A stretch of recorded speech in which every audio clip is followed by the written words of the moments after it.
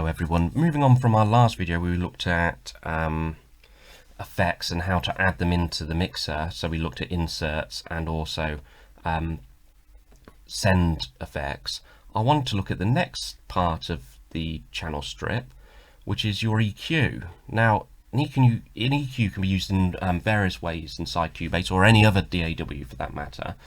The great thing about modern DAWs are you can visualize the EQ itself, rather than in the past when you had either old mixers or you had outboard gear, you had to do it purely by ear, which is great, but having that visualization is also really good. Now, if I was going to show you how an EQ looked, if we've highlighted, that was the piano sound we made before. I've gone onto that track, so I've just highlighted that track, and I'm just going to press the E. And here you go, we've got an EQ. I was actually just messing around a tiny bit earlier. So this is your graphic equalizer on that actual channel, so it's on that channel strip. So this is the piano, and we've got a graphic equalizer. So the other place you can find exactly the same EQ is if you F3, and it's just there. And you can see, because I had that there, which is the same one. Another place you can get EQs, because there's various EQs in Cubase, and some of them do different things, some of them do very similar things, but we'll look at them all in detail at a later stage, but I just want to show you where you could get them. So when we looked at inserts in the last lesson, we looked at adding delays. I think we put a chorus on an insert.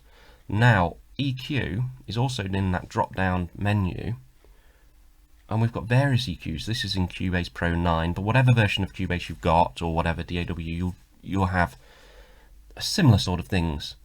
Studio EQ is a really handy one, and very similar to the one we looked at on the channel strip itself. It was in Cubase there, but there's various EQs, and they all do a similar type of job. The main ones do a similar type of job anyway. So what we've got here is telling us that we've got from 20 Hz to 20,000 Hz. So this is, if I click on here, this is your very high end. So high frequencies, so all of you'd have hi-hats, high-end synths, perhaps guitars, high acoustic guitars certainly, and then down here is your low end or your bass. So this is your bass and this is your treble. Now there's two types of EQing you can do. One is taking away and one is adding to the signal, and they call that, so we boost or we cut. And now, at a later video, we're going to look at different instruments. So we'll load some different instruments, like a bass guitar or a kick drum, which predominantly, if I can say that right, will have will be sitting around here in your low frequencies. And perhaps we'll look at tambourines, hi-hats, which will have very high frequencies, so very trebly. And perhaps we'll look at guitars which combine high frequencies with mids and perhaps mid frequencies as well. So that could be synthesizers, certain drums, vocals come in the mid frequencies. But in an EQ we have low, mid and high.